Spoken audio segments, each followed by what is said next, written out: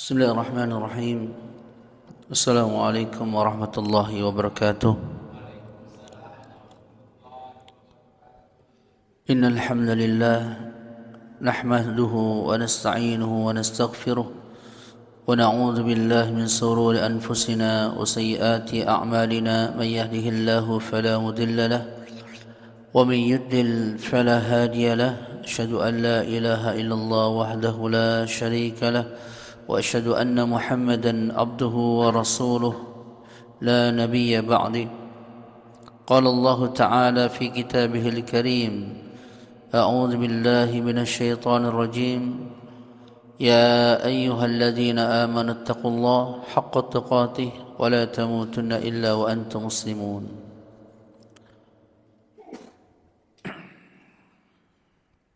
Kita lanjutkan masuk kepada arkanus salah, rukun salat, rukun salat. Ya. Dalam ibadah yakni salat ada namanya sunnah-sunnah salat, ada namanya wajib-wajib salat, ada namanya rukun-rukun salat. Ini harus kita ketahui. Kalau sunnah salat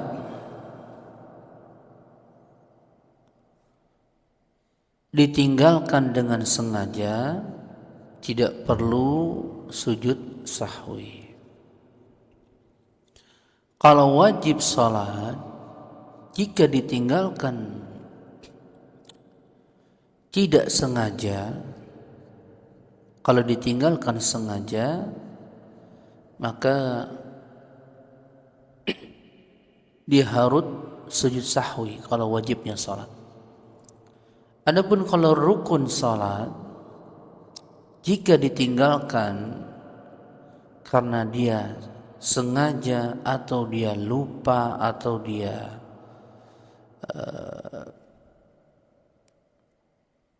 lalai, maka salatnya batal. Ini yang membedakannya. Nah, ini pembahasan yang sangat penting yang terkait dengan rukun-rukun salat.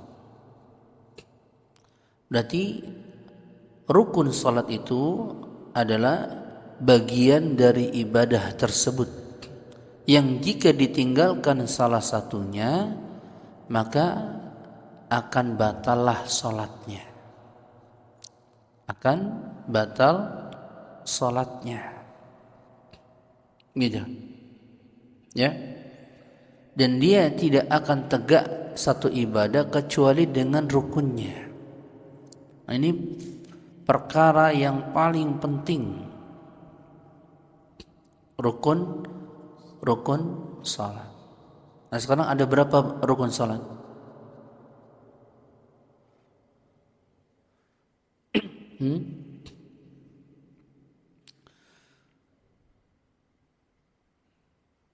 Kalau dalam mazhab Syafi'i itu ada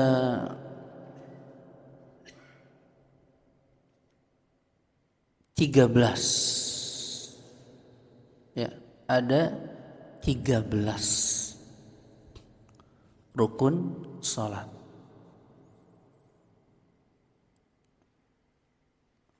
Ini penting, ya. Pembahasan yang pertama adalah pembahasan tentang rukun yang pertama adalah apa? Niyah.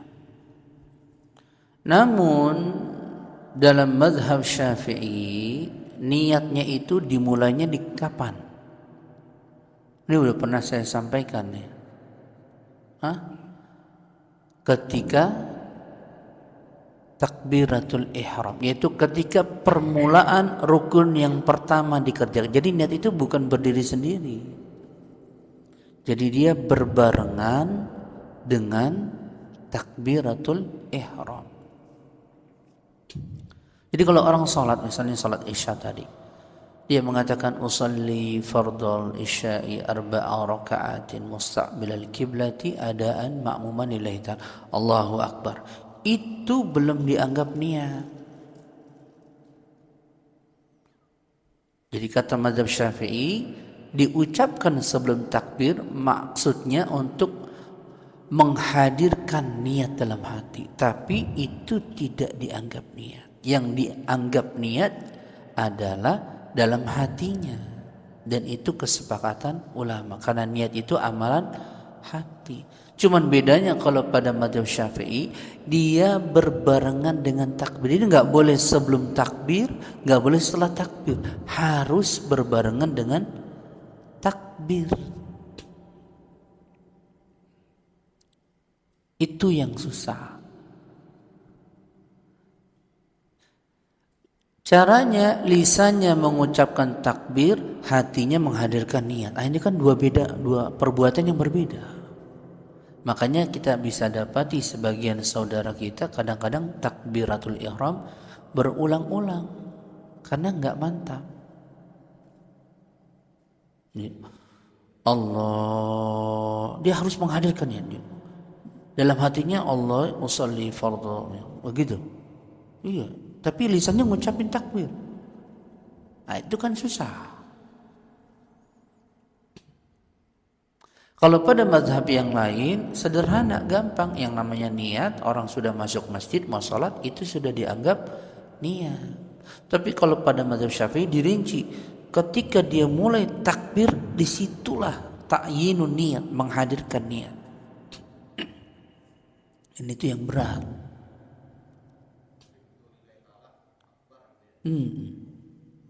Tidak boleh Allahu Akbar baru nawaitul wudhu, nggak boleh. Tidak dianggap niatnya. Berarti kalau tidak berniat tidak sah rukunnya. Itu yang repot. Nggak boleh juga begitu. Dia harus takbir, niatnya di hati. Jadi selama takbir Allahu Akbar. Nah, ketika Allah itu berbarengan hatinya dengan niat. Tidak boleh sebelum takbir, tidak boleh setelah takbir. Itu kalau menurut mazhab Syafi'i. Emang berat.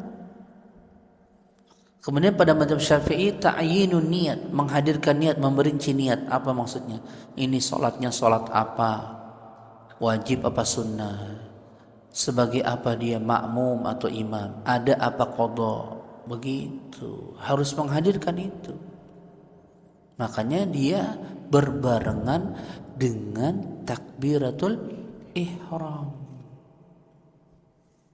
Itu yang agak berat. Makanya dalam prakteknya sebetulnya kita tidak bermazhab Syafi'i dalam sholat, karena jarang orang yang bisa begitu. Jarang kita datang duduk atau mau sholat, usolli fardhu isya, Allahu Akbar, kan begitu doang. Padahal itu salah kalau menurut mazhab Syafi'i. Itu belum dianggap niat. Itu masalahnya. Nah, ini perlu diperhatikan oleh karena itu saya sering bilang dalam ibadah itu yang penting kita berdasarkan dalil. Jika menyelisihi mazhab kita, selagi masih ada dalil yang menguatkannya, kita ambil. Cari yang mudah buat kita selagi dalilnya ada. Begitu. Tidak boleh tidak boleh jumud, tidak boleh taklid pada satu mazhab, tapi melihat pada dalil yang mereka ambil ulama. Nah, kalau diterapkan akan menyusahkan orang awam, berat. Akhirnya orang takbir Allah, Allah, karena dia harus menghadirkan niat. Bayangkan lisannya takbir, hatinya berniat. Itu dua pekerjaan yang berbeda, satu waktu dikerjakan. Ya kan? Nah, itu susah. Gitu loh. Belum lagi ketika dia mengucapkan takbirnya nggak boleh terputus, yang Allah Wa akbar, nggak boleh itu nggak boleh itu. Nanti larinya kepada pembahasan takbiratul ihram, nggak boleh diputus. Dia emang begitu.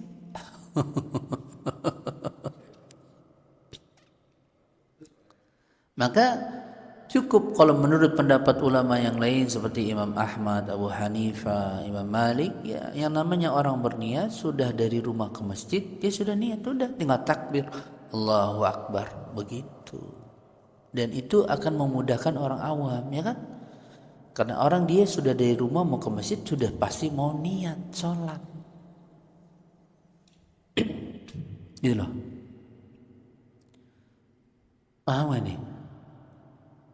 Ya. Nah,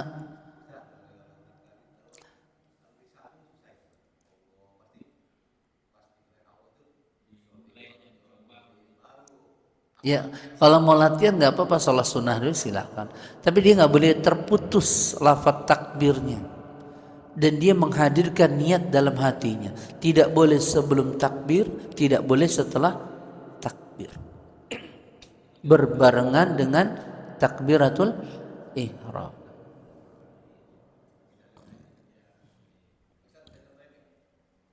Ya itu tadi. Kita salat isya tadi. Usalli fardul isya'i arba'a raka'atin mustaqbilan. Ini belum takbir. Adaan ma'muman lillahi ta'ala. Baru Allahu Akbar. Begitu. Enggak boleh putus. Hatinya menghadirkan niat.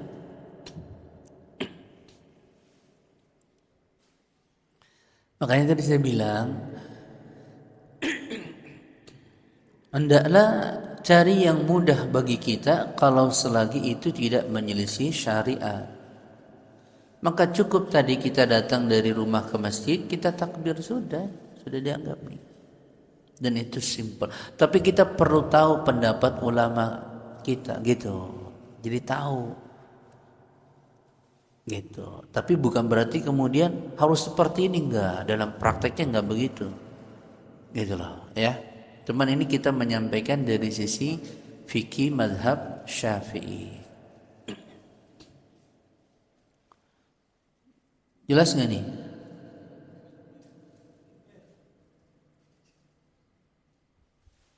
Gitu. Wala budda li sihhati an taqtaranna bi takbiratul ihram بحيث يكون قلبه متنبها أثناء التلفظ بالتكبير إلى قصد الصلاة متذكرا نوعها وفرضيتها ولا يشترط تحريك اللسان بها. Ini perkataan mazhab Syafi'i. Harus untuk sahnya niat yaitu berbarengan dengan takbiratul ihram dan dia menghadirkan hatinya untuk berniat ketika takbiratul ihram. Gitu. Mutazakkiran, dia mengingat dengan salatnya, dia salat apa, wajib apa sunnah. Begitu. Ya. Salatnya salat zuhur asar begitu. Ya. Gitu. Wala yashtaritu tahrikul lisan biha, dan tidak disyaratkan digerakkan lisan, yaitu usolli. Enggak. Mazhab Syafi'i yang penting itu dalam hatinya berbarengan dengan takbir. Cuman orang kita menyangka usolli itulah niat. Jadi kalau orang mau salat kan baca usolli itu. Itulah yang dianggap niat. Padahal menurut mazhab Syafi'i bukan seperti itu. Gitu loh. Paham ya?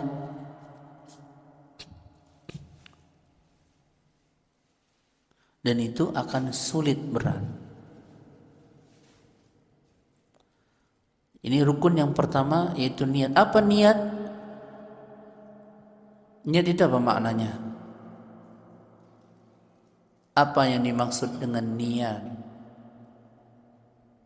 Kata para ulama, al-qasdu wal-iradah. Menyengaja, berkeinginan. Namanya ingin itu amalan hati. Hatinya mau kemana? Itu niat. Gitu loh. Sehingga Nabi bersabda, innamal a'malu binniyat. Sesungguhnya amal-amal itu tergantung niatnya. Yakni ketika seseorang melakukan amal soleh ada niat yang ia inginkan. Nggak mungkin orang beramal tanpa niat. Paham tidak? Nggak mungkin orang beramal tanpa niat. Pasti ada niat. Baru kemudian apa fungsinya niat? Faidahnya niat apa? Dilihat dari dua sisi. Dari sisi yang pertama, dari amalan hati, apakah niatnya karena Allah apa tidak, itu penting. Karena ada orang sholat, orang baca Quran, orang haji, orang umrah, orang sedekah, cuma niat ingin pujian, ingin sanjungan, bukan karena Allah. Dan yang seperti ini tidak bernilai apapun di sisi Allah. Makanya kalau kita bacakan misalnya Isya tadi, selalu di belakangnya apa? Fardun lillahi ta'ala, karena Allah ta'ala. Selalu diingatkan karena Allah ta'ala. Yaitu innamal a'malu binniyat, yaitu niat-niat itu, yaitu amal saleh yang engkau kerjakan itu ada niat yang selalu menyertainya. Dan niat itu menjadi berpahala jika ikhlas karena Allah. Menjadi tidak bernilai jika karena selain Allah. Tapi ini perkara hati, nggak ada yang tahu. Ya kan? Salatnya bareng, zikirnya bareng, mungkin bajunya cakep, ternyata satu diterima, satu tidak diterima. Yang membedakan apanya? Hatinya, niatnya. Ternyata satu karena Allah, satu lagi karena ingin pujian, sanjungan. Makanya saya sering bilang, Pak, luruskan niat dalam beribadah. Benar-benarkah kita karena Allah? Ikhlas. Sehingga dijelaskan oleh para ulama, ikhlas itu apa? Engkau dipuji atau tidak dipuji nggak berpengaruh buat ibadah. Engkau beribadah di hadapan orang banyak atau ketika tidak kelihatan manusia, ibadahnya sama, nggak berbeda. Itu ikhlas. Karena ada orang nanti ibadah, dia inginnya ketika banyak orang, ibadahnya seolah-olah tekun, kuat, lama. Tapi giliran nggak ada yang perhatikan, sholatnya cepat kayak matok ayam. Banyak nggak begitu? Banyak tuh. Pada hakikatnya bukan karena Allah, berarti dia ingin disanjung, ingin dipuji, ingin dikatakan orang ahli ibadah. Ini hati-hati untuk kita. Ada orang yang suka sholat di saf pertama, nanti kalau di saf kedua dia nggak mau. Kalau nggak dapat saf pertama dia pulang. Berarti ingin dipandang sebagai orang yang soleh selalu di saf pertama, bukan karena Allah. Dan itu banyak yang seperti itu. Ternyata dia niat bukan karena Allah. Kadang-kadang orang dipuji oleh sesuatu pujian, dia bersemangat dalam ibadah. Ketika nggak ada yang memuji, malas ibadahnya. Kan gitu, malaslah. Gitu. Berarti ada niatnya yang salah. Sehingga kata Nabi SAW, wa innama likulli imri'in mana, itu lanjutan dari hadis ini, innamal a'malu binniyat wa innama likulli imri'in mana. Dan sesungguhnya setiap amal perbuatan itu dibalas sesuai dengan apa yang ia niatkan. Berarti niat itu faktor utama diterima atau tidaknya amalan itu. Paham gak? Orang sodako, dua orang yang berbeda, belum tentu dua-duanya diterima. Yang membedakannya bukan dari zohir yang ngasih duit, sama-sama ngasih 1 juta, tapi keikhlasannya karena Allah enggak. Nah, itu yang susah. Dan tidak ada yang tahu keikhlasan seseorang kecuali dia dengan Allah. Karena itu masalah hati. Orang mungkin bisa bilang, oh saya ikhlas karena Allah, saya ikhlas gitu. Tapi belum tentu. Karena yang dinilai kata para ulama hatinya, bukan lisannya.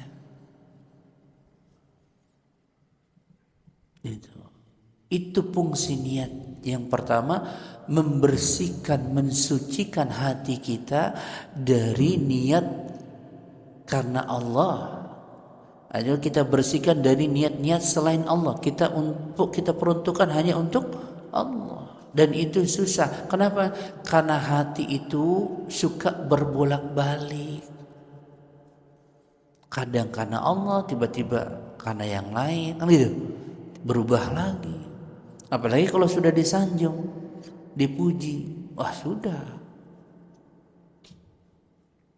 Itu. Fungsi yang kedua dari niat terkait dengan pembahasan fikih. Niat itu fungsinya apa? Membedakan antara ibadah yang satu dengan ibadah yang lain. Seperti sholat. Sholat itu ada yang wajib, ada yang sunnah. Bedanya di mana? Niatnya. Zuhur dengan asar sama-sama 4 rakaat. Bacaannya sama. Di mana bedanya? Niatnya. Sholat subuh dengan sholat sunnah qabliyah subuh sama bacaannya. Di mana bedanya? Niatnya. Makanya orang yang dikenai syariat untuk beribadah, diantaranya apa? Berakal. Kenapa berakal? Karena kalau tidak berakal dia nggak bisa bedakan niat. Jadi ibadahnya bukan karena keinginannya sendiri. Anak-anak ikut-ikut aja karena ada orang tua. Maka yang dibebani itu yang berakal, yang kuat. Orang gila nggak kena beban syariat, orang stres, orang sindrom nggak ada kewajiban. Gitu nggak ada.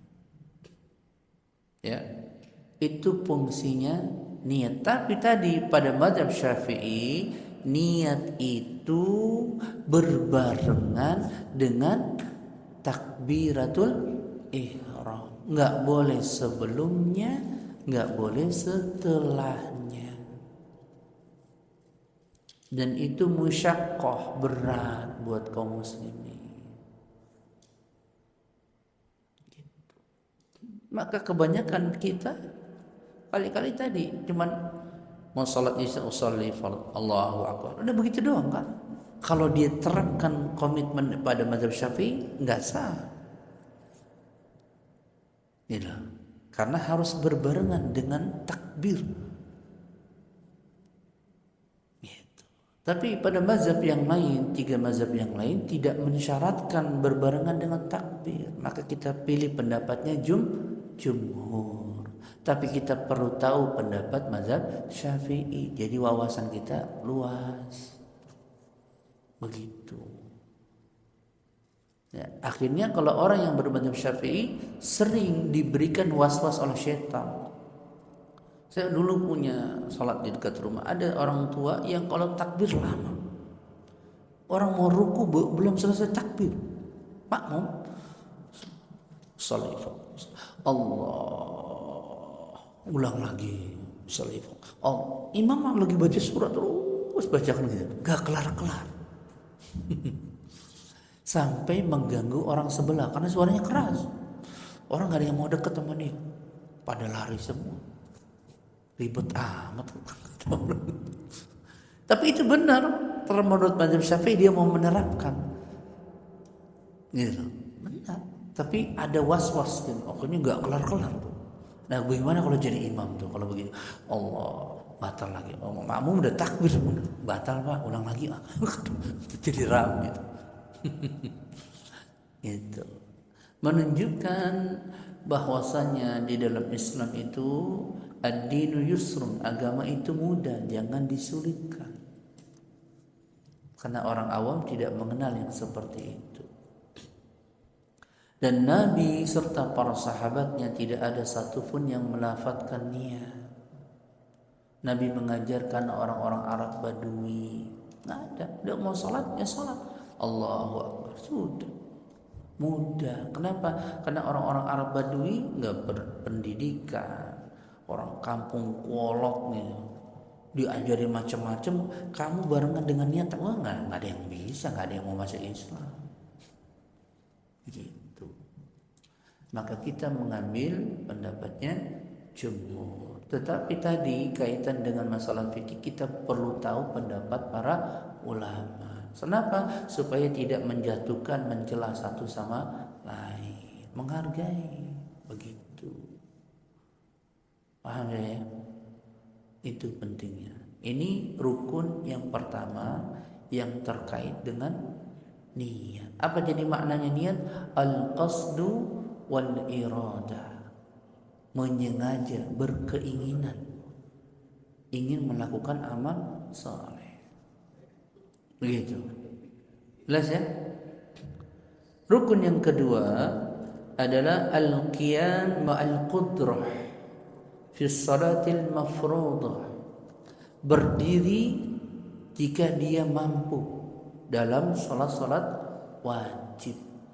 Berarti orang kalau ketika takbiratul ihram dia bernyandar tidak sah kecuali dia sakit.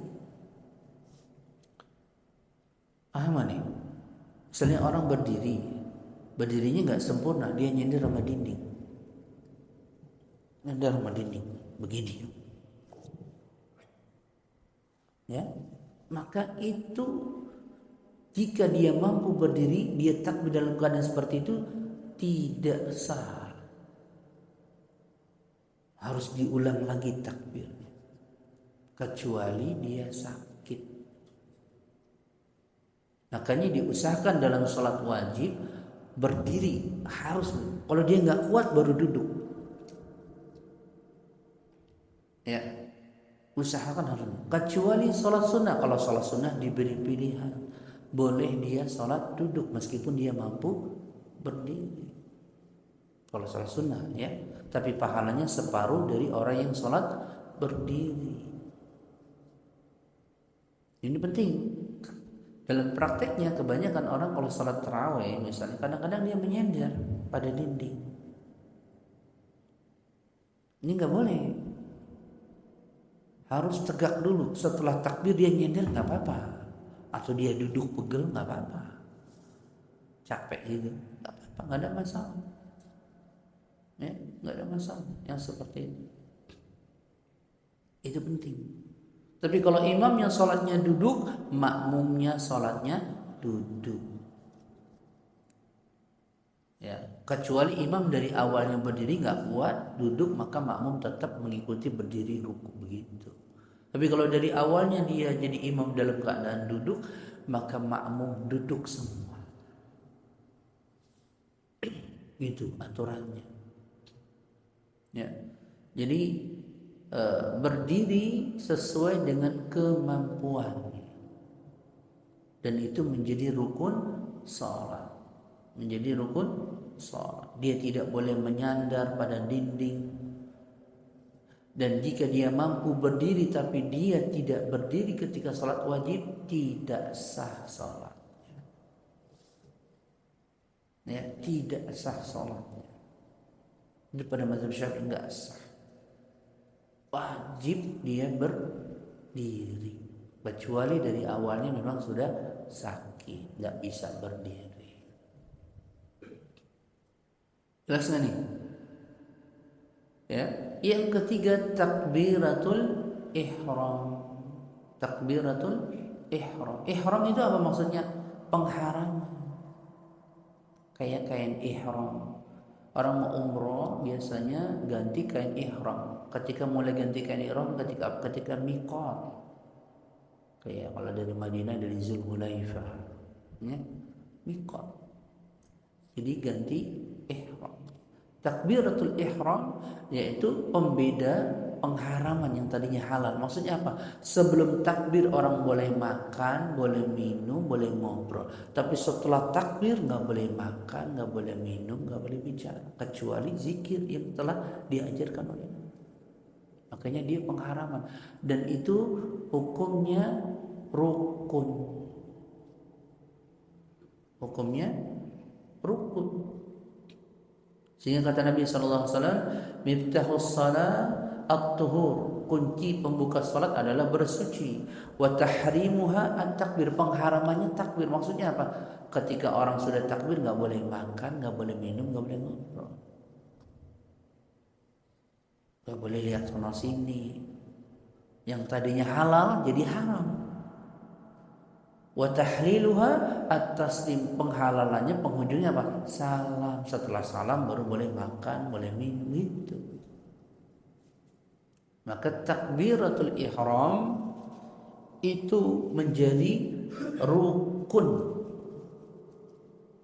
dan takbirnya nggak boleh diganti dengan lafaz lain. Jadi subhanallah, meskipun itu sama-sama lafaz zikir. Tidak dikenal oleh Nabi riwayat satu pun mengganti takbir. Paham ini?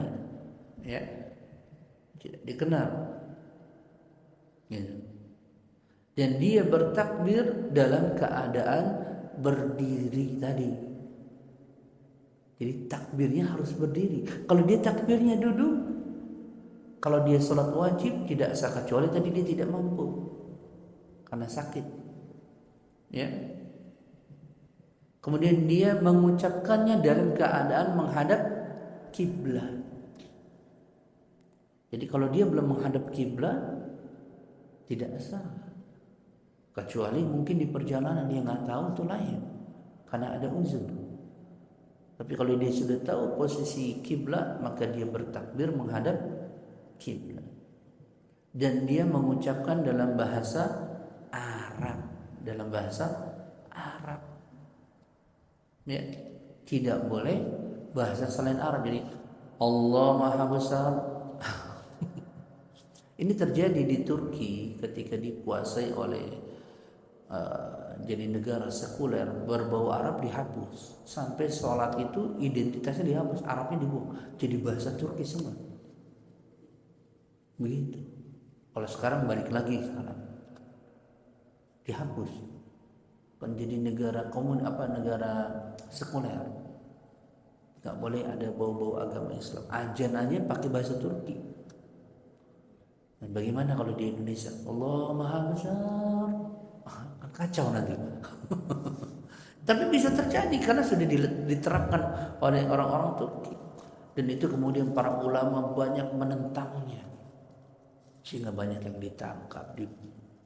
Alhamdulillah negara kita masih Allah berikan dijaga agamanya, tidak dikutak-atik. Ya, presiden kita masih melaksanakan ibadah-ibadah Islam. Alhamdulillah. Kita banyak doa kepada Allah, bersyukur. Gitu. Ya. Jadi mengucapkan dalam bahasa Arab. Kemudian dia mengucapkan itu minimalnya dia mendengar untuk dirinya suaranya. Berarti ini nggak boleh dalam hati. Ini takbiratul ihram itu nggak boleh. Ada nggak yang begitu, Pak? Ada. Nggak sah itu. Karena dia rukun qauli, rukun ucapan, nggak boleh.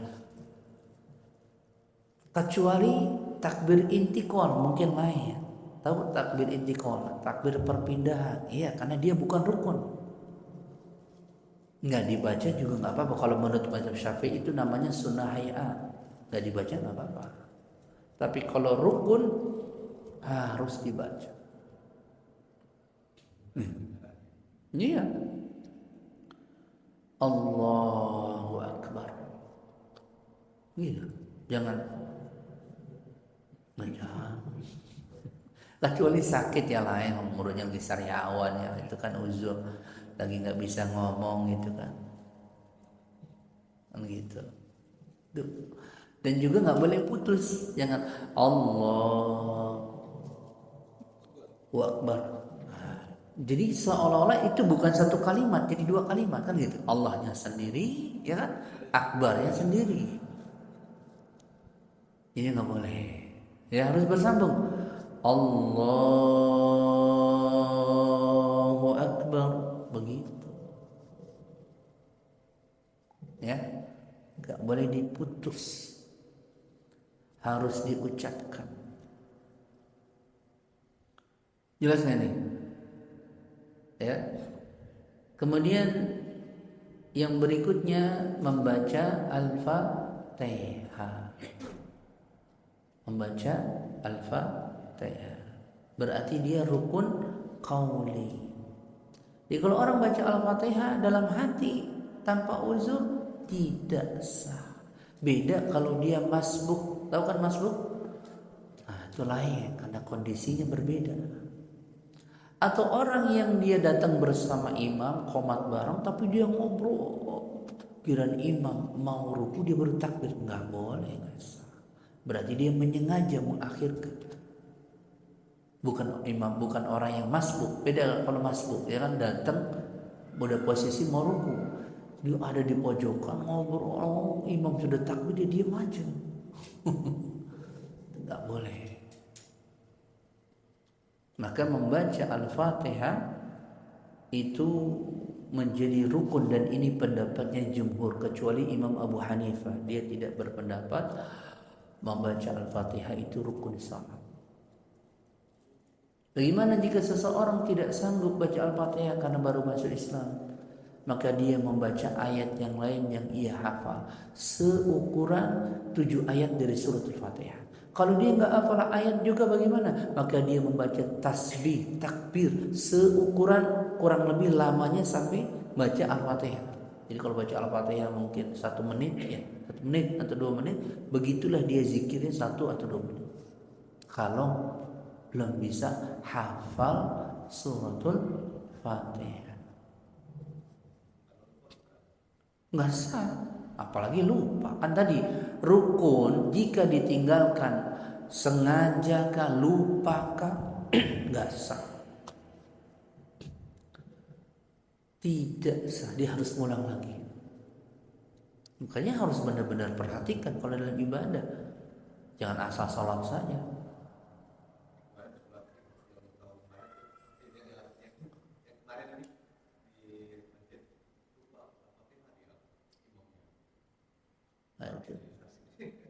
Maka tidak sah sebetulnya kalau mengikuti mazhab Syafi'i. Dia langsung baca surat gitu. Oh ya, sah. Nah, caranya bagaimana kalau seperti itu? Jika rukunnya terlewat, maka yang 1 rakaat itu yang tertinggal rukunnya dianggap hilang. Berarti dia rakaat berikutnya dimulai dari 1 lagi. Paham nggak? Contoh sholat Isya 4 rakaat. Ternyata pada rakaat yang pertama kita lupa baca Al-Fatihah. Maka rakaat yang pertama ini hilang, dianggap belum sholat. Mulanya dari rakaat kedua, dianggap rakaat pertama. Begitu caranya. Baru setelah itu dia sujud sahwi di penghujung sholatnya. Tapi kalau yang wajib sholat ditinggalkan karena lupa, cukup sujud sahwi, nggak perlu mengulangi rukunnya. Karena tidak ada yang hilang rukunnya. Nah, berarti belum selesai, harusnya dia bangkit lagi. Karena menggugur rakaat yang tidak dibaca Al-Fatihah. Kan satu rakaat itu kan keseluruhannya dari Al-Fatihah, ruku, sujud, kan gitu kan, tidak duduk di atas. Kalau dia ada yang hilang salah satunya, tiba-tiba dia nggak ruku, maka rakaat itu dianggap tidak sah. Walaupun sholat sunnah, karena hukum nggak berubah. Tapi tentu saja kalau hukum sholat sunnah tidak berdosa. Tapi kalau kita harus mengikuti aturan menurut para ulama, gitu ya. Meskipun kalau kita tinggalkan ya nggak dosa. Kalau sunnah kan begitu, ya kan, nggak dosa. Adapun kayak sholat id itu kebanyakan ulama berpendapat seperti mazhab Syafi'i, hukumnya sunnah muakkad. Ya, dosa ya kali karena rukunnya akan gugur. Nah, di sini harus mengerti orang, imamnya, ustadznya. Kalau nggak ngerti repot. Mana yang rukun, mana yang bukan rukun. Maka membaca Al-Fatihah itu menjadi rukun sholat, ya, wajibnya. Gitu. Dan dia bacanya dengan makharijul huruf. Baca Al-Fatihah. Sampai kata para ulama dalam kitab Safinatun Najah harus membaca 14 tasydid pada suratul Fatihah. Gak boleh kurang, gak boleh lebih. Misalnya orang baca Iyyaka na'budu wa iyyaka nasta'in, dia bacanya nggak ada tasydid pada ya-nya. Iyyaka na'budu wa itu nggak sah Al-Fatihahnya. Begitu kalau mazhab Syafi'i. Ya, nggak sah. Tegas.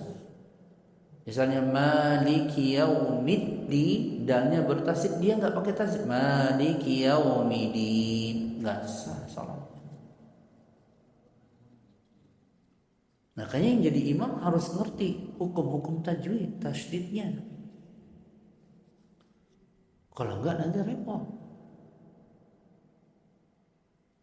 Seperti orang baca bismillah, bismillahirrahmanirrahim, bacanya bismillahirrahmanirrahim, enggak sah.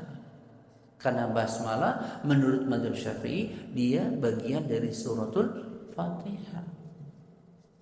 Dia orang baca bismillahirrahmanirrahim, nggak sah, nggak ada tasydid pada ra, harus ditasydidkan bismillahirrahmanirrahim, begitu harus jelas nampak tasydidnya. Kalau dia baca bismillahirrahmanirrahim, ya bismillahirrahmanirrahim, nggak ada tasydid itu pada ra, nggak sah.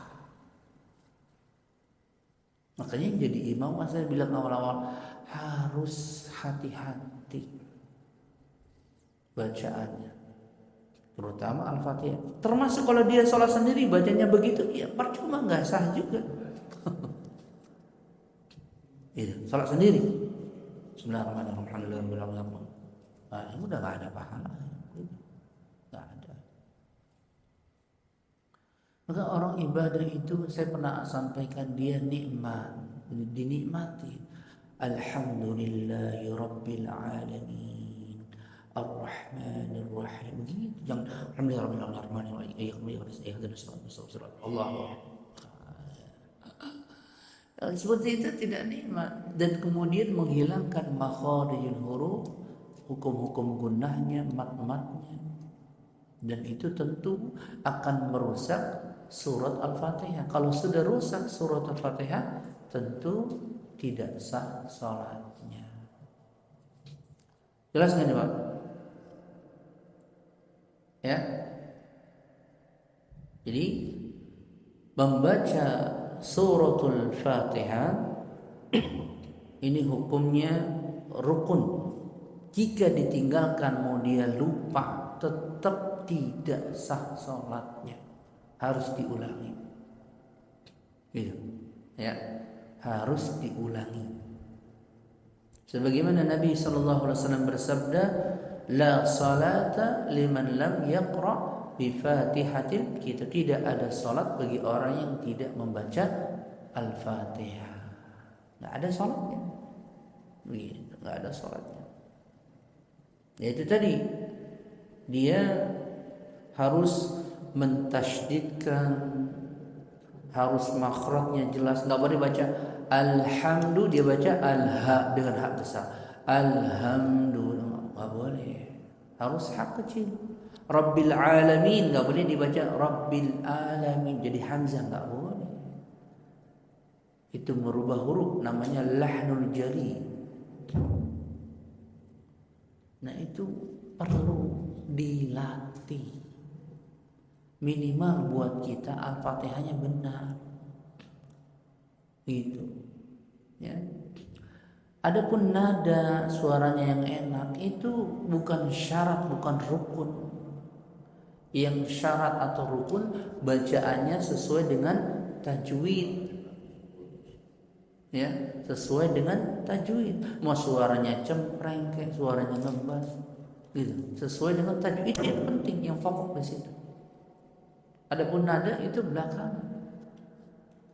Yang penting bacaannya, makhrajnya jelas, panjang pendeknya jelas, yang panjang dipanjangkan, yang pendek dipendekkan.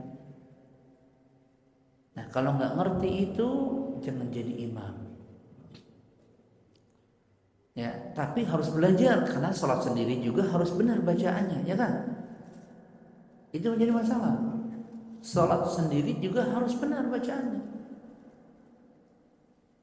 Kenapa para ulama bahas sebegitu detail? Karena kita ibadah kepada Rabb pencipta alam semesta, yang buat aturan Allah Subhanahu wa taala. Jadi kita beribadah mengikuti aturan yang apa yang Allah buat, bukan mengikuti selera kita. Bukan mengikuti selera kita dalam ibadah, tapi kita mengikuti aturan yang Allah buat melalui lisan Nabi. Kalau kita belum bisa, maka wajib hukumnya belajar.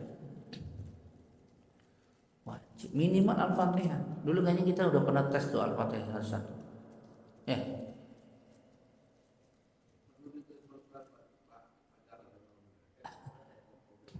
Ya.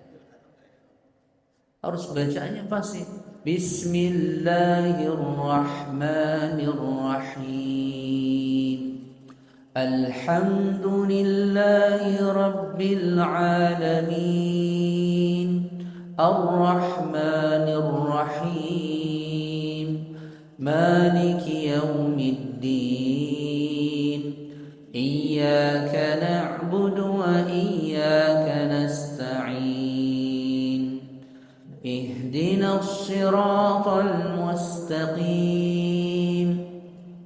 صراط الذين أنعمت عليهم غير المغضوب عليهم ولا الضالين.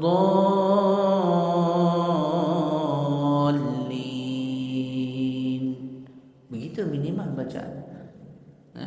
Dotnya harus panjang 6 harokat, namanya mad lazim musaqqal kil. Begitu. Nggak boleh wala dhalin langsung begitu, nggak boleh. Ya. Nah, itu banyak hal dari sisi tajwid yang harus diperbaiki. Jelas ya? Jadi membaca suratul Fatihah ini yang paling banyak dilalaikan oleh kaum muslimin. Padahal dia rukun salat.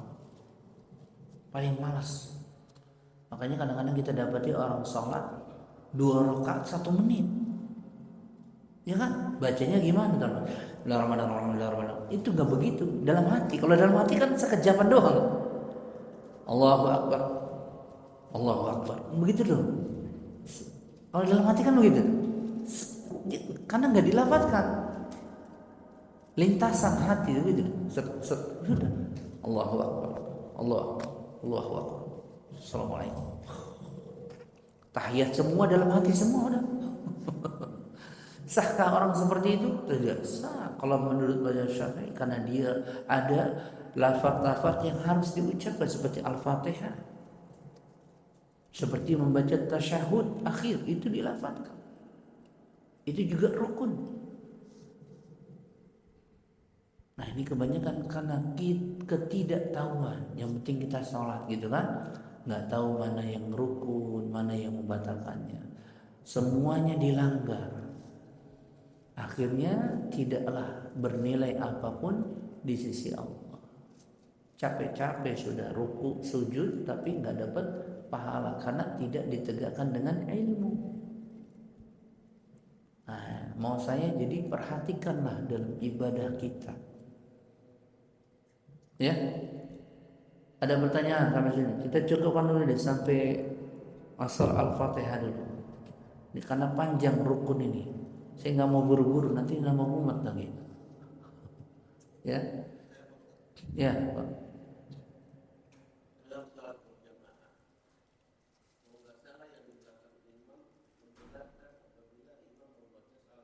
Ya.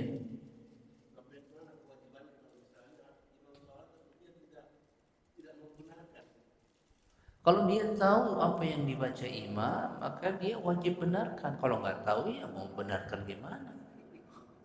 Makanya yang di belakang imam itu yang ilmunya sebanding dengan imam.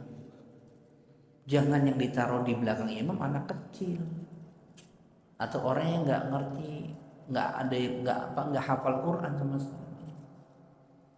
Yang di belakang imam itu orang yang sebanding keilmuannya dengan imam. Kenapa? Ketika terjadi kesalahan pada imam, dia menegur. Kalau salah baca ayat, dia luruskan langsung. Kalau salah dalam gerakan, dia baca subhanallah, kan begitu. Nah, kalau yang di belakang imam nggak ngerti, ada kan repot. Makanya dalam sholat berjamaah ada aturan saf yang pertama, terutama yang di belakang imam, orang yang faqih, artinya keilmuannya minimalnya sebanding dengan imam. Gitu. Misalnya dia baca Al-Kautsar, inna a'tayna, masa nggak tahu? Kan tahu. Ketika dia salah, tegur. Gitu. Atau baca wadduha walaili, terlewat satu ayat, ditegur langsung ketika itu. Itu kewajiban, kecuali dia tidak hafal. Ternyata Ustaz bacanya misalnya surat Al-Baqarah, aduh ayat apa, surat apa dia? Ya nggak ada kewajiban orang dia nggak hafal, ya kan? Maka kalau udah seperti itu jangan di belakang imam, karena di belakang imam itu ada hak, ada kewajiban yang harus dia tunaikan. Kalau imam batal gimana? Kan yang maju di belakang. Nah, kalau nggak ngerti imamnya keluar di belakang bengong aja, bubar nih sholatnya. Kan repot kalau ya. Harusnya kalau imam batal kentut misalnya, dia langsung maju nyambung. Misalnya Maliki yaumiddin, batal, imam keluar langsung. Dia masuk ulang. Dia langsung ulang Maliki yaumiddin. Iya, begitu caranya. Nggak langsung ulang lagi ya karena batal imamnya udah kentut. Nggak ada begitu. Tapi kan nggak ngerti orang kebanyakan begitu. Maka imam harus paham gitu. Ya, jadi imam ketika dia batal, dia bisa tarik orang di belakangnya, atau kalau dia udah ngerti dia tinggal maju.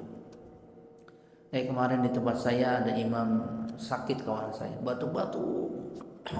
Rokat pertama masih, rokat kedua udah batuknya kuat, nggak kuat sampai ngokok. Langsung dia keluar, baru baca iya karena dulu udah langsung masuk dari belakang, langsung maju, langsung lanjutkan iya karena budu, begitu, nggak perlu lagi takbir. Gitu. Itu perlu kita pahami karena satu saat nanti imam di sini batal, ya kan? Ternyata batuk-batuk, ya namanya. Tapi harus ngerti fikihnya salat berjamaah. Jelas ya? Hah?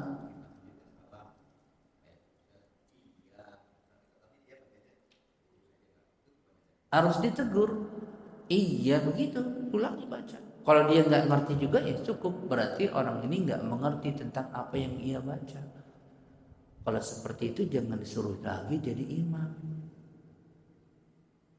Kecuali yang paling alim dia doang, yang lainnya nggak bisa ngaji, apain? Yang bisa ngajinya baru paling alimnya, bacanya begitu, yang lain nggak bisa, Ustaz. Ya berarti yang ngerti dia, nggak apa-apa, karena kondisi jamaahnya di bawah dia keilmuannya. Tapi kalau ada yang di atasnya dia membiarkan, nggak boleh. Gitu. Harus ada teguran. Jadi kalau misalnya iyyaka na'budu wa iyyaka nasta'in, langsung iya begitu, harus iyyaka na'budu, begitu. Ya. Kenapa dia harus begitu? Karena bacaan Al-Fatihah tadi apa? Rukun, harus benar bacaannya. Kalau imamnya berantakan, kita jadi makmum, kita juga ikut dampaknya, kan gitu. Batal. Beda kalau sholat sendiri-sendiri.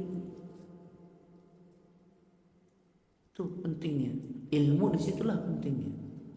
Tapi ada juga yang benarkan bacaan setelah selesai sholat, sudah salam baru diberitahu Pak tadi kurang begini. Nah itu salah. Harusnya ditegur, kecuali posisi dia di saf nomor 4. Iya, nggak kedengaran. Sedangkan saf pertama nggak ada yang menegur. Bisa seperti itu. Setelah sholat ditegur. Gitu. Makanya tadi saya bilang saf yang pertama itu punya kewajiban.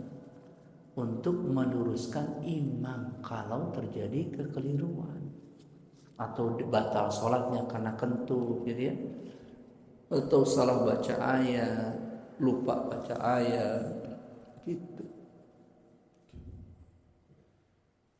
Jelas gak nih? Intinya sih harus ngerti tentang ilmu ini ya, ini penting ya. Harus bisa diterapkan gitu. Ada lagi yang lain?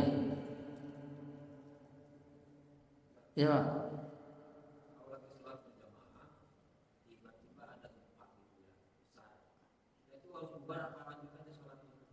Kalau kita berjamaah ikut imam. Kalau imamnya dia tetap tegak, kita ikut tegak. Tapi kalau imamnya udah bubar lari ya kita bubar. Kan begitu.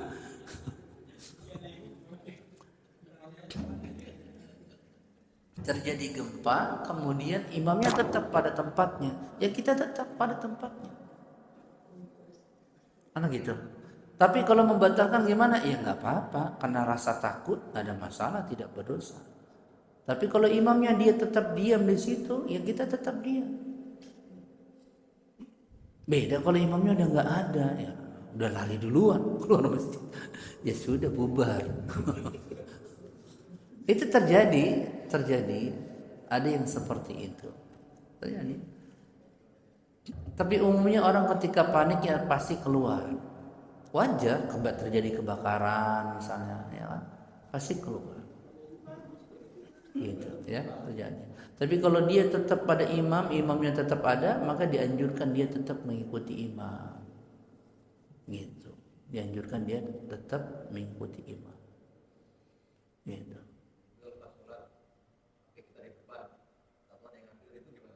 Janganlah ambil lagi HP-nya. Iya.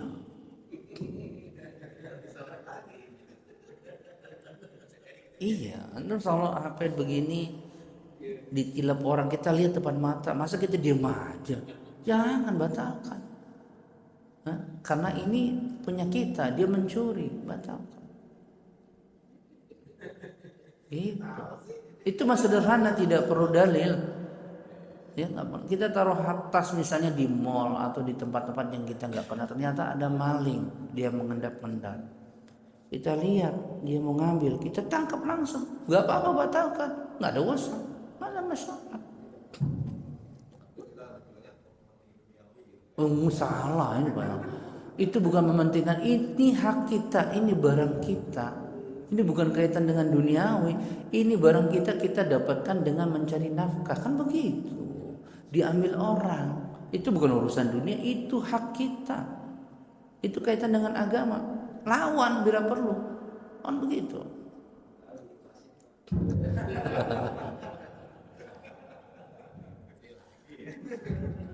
Ya jadi keliru kalau barang kita, tas kita diambil lagi sholat kita diam saja, salah. Nggak begitu, nggak ada yang begitu. Ya karena kita diambil di depan mata kita. Beda kalau ini tas taruh di belakang kita nggak tahu. Pas selesai, mana tas saya? Itu sudah qadar Allah. Tapi di depan mata kita terjadi pencurian, ya dicegah.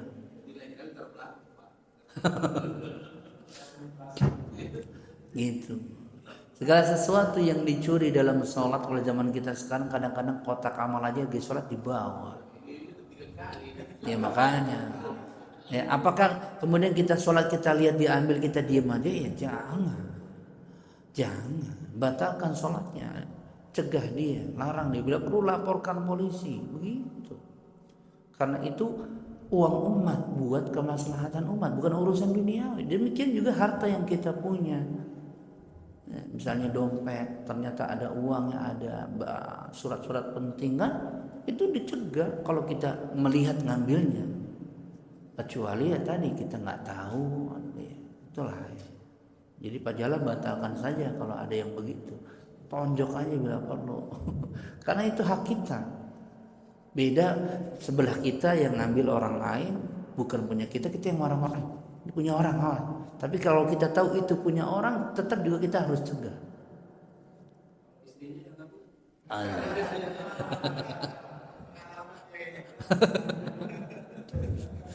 Aduh. Ah, itu berarti tanya sama suaminya tuh. Tanya sama suaminya, saya nggak bisa komentar. Nanti kalau dilarang bisa ditonjok di rumah. Aduh. Ada lagi yang lain?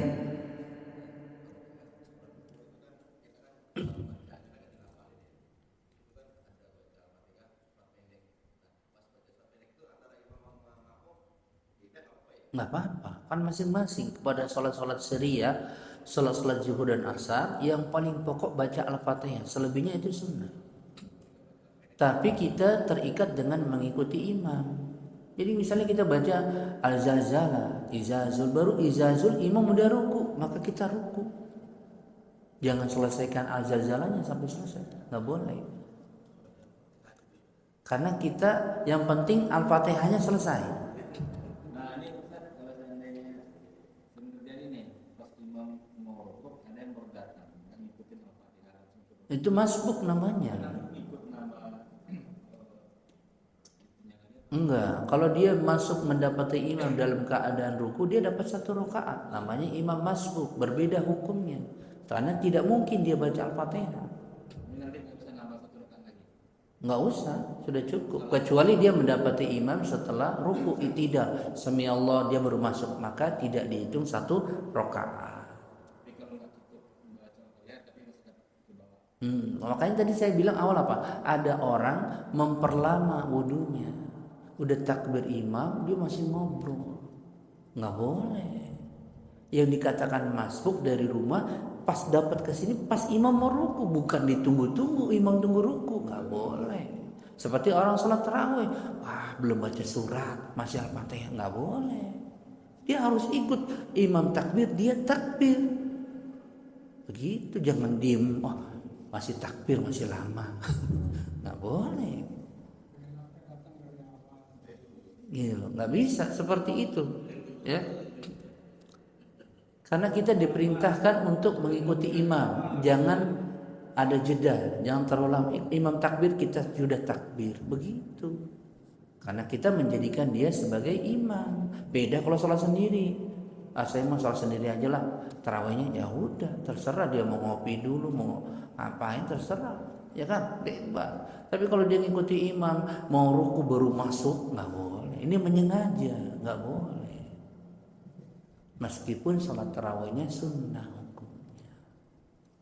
Jadi ini penting, ini kaitan dengan adab-adab gitu loh.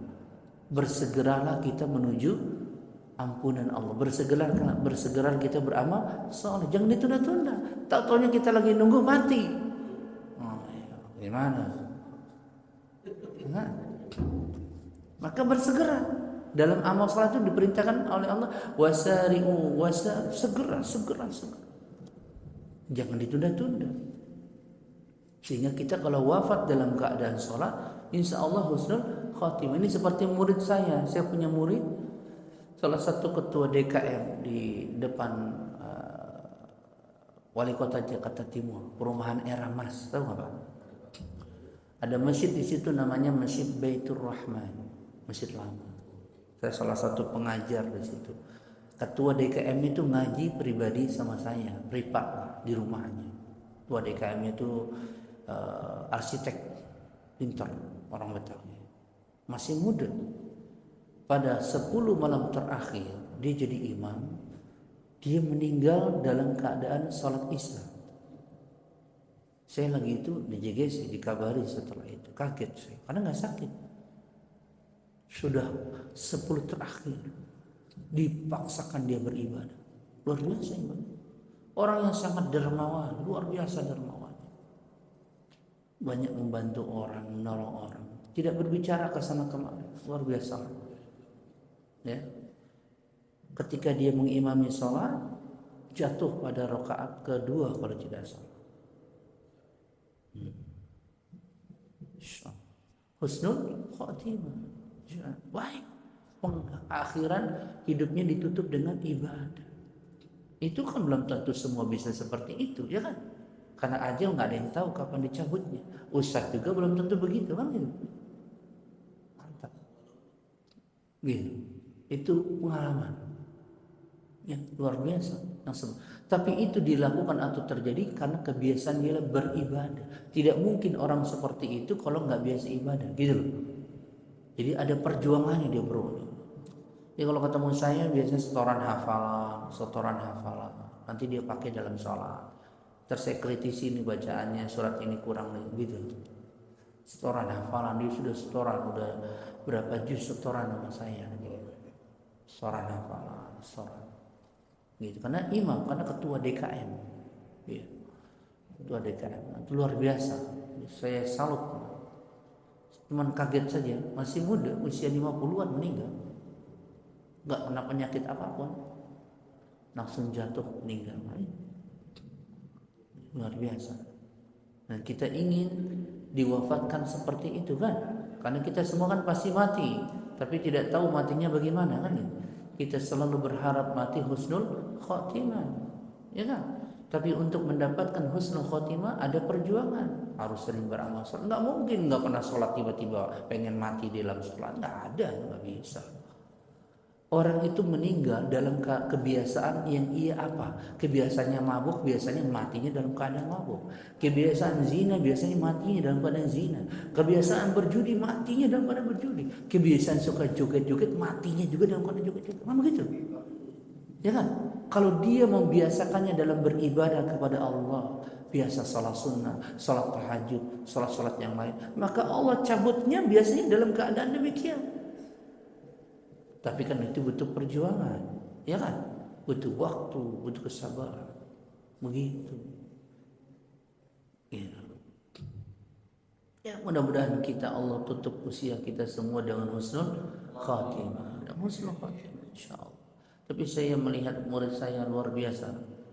Ya, murid saya luar biasa. Seumuran Pak Naryo, mungkin lebih muda dari Pak Naryo. 50-an, luar biasa. Luar biasa. Cuman saya kaget saja. Lama ngaji sama saya itu ada 5 tahunan. Ya, ngaji secara pribadi itu. Karena biasa jadi imam di masjid itu. Kalau lagi saya nggak datang, kalau saya datang biasa saya yang imamin. Gitu. Ganti pengurus baru sudah jauh, sama saya nggak dekat. Akhirnya kita nggak dipakailah di sana. Itu apa-apa. Karena setiap DKM punya pandangan tersendiri, ada masalah. Gitu. Cuman saya berkesan dengan ketua DKM yang lama, luar biasa lah ibadahnya. Kita ambil faedah dari hidupnya. Yang telah meninggal, kita ambil faedah pelajaran hidup dari orang yang telah meninggal. Jangan yang masih hidup, kan nggak tahu penghujungnya gimana. Ya, ambil faedah dari orang yang telah meninggal. Yang meninggalnya dalam keadaan ketika beramal saleh, dan itu langka. Kalau di tempat saya banyak orang meninggal gara-gara mabuk, masuk ke got mati, atau berantem lagi mabuk, bacok-bacokan mati. Itu sering. Iya begitu. Atau overdosis narkoba, ya kan, mati. Macam apa begitu? Artinya kebiasaannya memang begitu. Kebiasaannya memang seperti itu. Ya, pokoknya macam-macam. Ya itu ada yang lagi berzina mati. Ya, obat kuat itu. Obat kuat. Ya, insyaallah kita sambung lagi lah minggu depan. Ya, berarti kita lanjut nanti pada rukun berikutnya ya. Oh iya. Waalaikumsalam warahmatullahi wabarakatuh.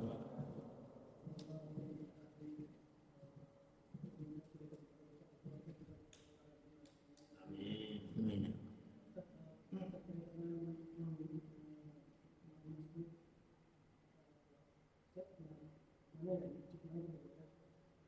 Jadi ketika itu sebenarnya posisinya sudah bungkuk. Saya dengan dia itu sama-sama penjara dan kemudian kita kan takbir. Kalau yang itu saya katakan dia itu takbir tapi tidak langsung tetap, tapi langsung posisinya bungkuk. Iya. Itu gimana? Bisa. Sah, ada masalah. Ada dua cara dia boleh takbir dulu Allahu Akbar, baru Allahu Akbar. Atau kedua, Allah langsung rukuk. Ya kan ini kasusnya masbuk. Karena masbuk tadi hukumnya berbeda. Ya, karena kita mau mengejar satu rakaat bersama imam, itu kuncinya di situ. Dan posisi imam dalam keadaan ruku, jangan sampai tunggu dia i'tidal. Kalau sudah i'tidal kita baru masuk, tidak dianggap satu rakaat. Kalau masbuk nggak berpengaruh, nggak, karena kondisinya masbuk. Tentu ya, perhatikan.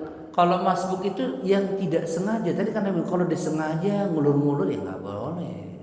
Kan tadi saya bilang begitu. Ya, dia datang ternyata sudah qomat, dia nggak sempat. Ternyata dia dapati baru masuk masjid sudah mau ruku, maka nggak perlu baca Al-Fatihah, dia takbir langsung ruku, takbir gitu. Tuh, ya.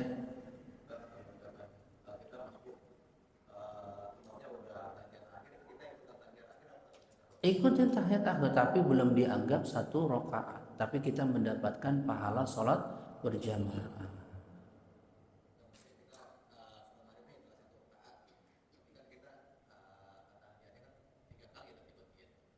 Iya, tapi itu yang pertama belum dianggap satu rakaat, jadi jangan dihitung begitu. Ya, nggak ada masalah.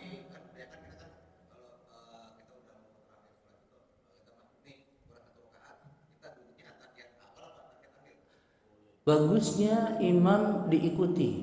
Jadi kalau imamnya duduk tahiyat akhir, kita tahiyat akhir, tapi kita nggak salam setelah imam salam.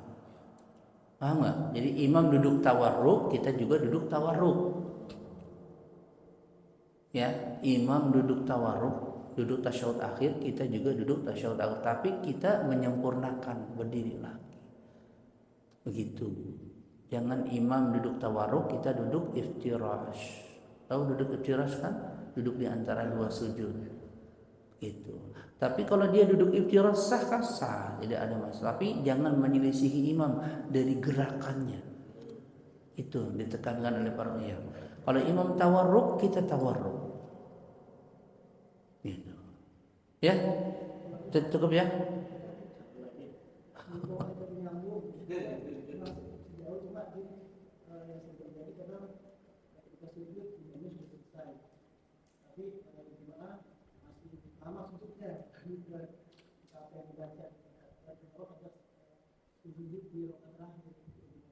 Nggak boleh, kita mengikuti imam, jangan tertinggal dari imam. Nggak boleh, karena kita sholat berjamaah. Ju'ilal imamu liyutamma bihi. Idza kabbaru fakabbiru, fa idza sajada fayasjudu. Dijadikan imam untuk diikuti. Jika imam takbir kita takbiri, jika imam ruku kita ruku, jika imam sujud kita sujud. Itu menunjukkan berurutan, beriringan. Nggak boleh lama. Imam ruku kita diam aja berdiri, nggak boleh. Atau imam sudah tasyahud akhir, kita masih sujud, nggak boleh. Karena kita mengikuti imam, beda kalau salah sendiri. Ini berarti orang itu nggak mengerti tentang rukun tertib berurutan. Nanti akan kita bahas. Ya, nggak ngerti yang seperti ini, harus dikasih tahu. Apalagi sampai jeda lama, udah mau salam masih sujud, wah itu bisa batal sholatnya. Nggak boleh, meskipun dalam sujudnya dia baca doa. Gitu. Ya. Ntar kita sambung lagi lah. Ya. Sudah tutup kafarat majelis. Subhanaka Allahumma wa bihamdika asyhadu an la ilaha illa anta astaghfiruka wa atubu ilaik. Wassalamualaikum warahmatullahi wabarakatuh.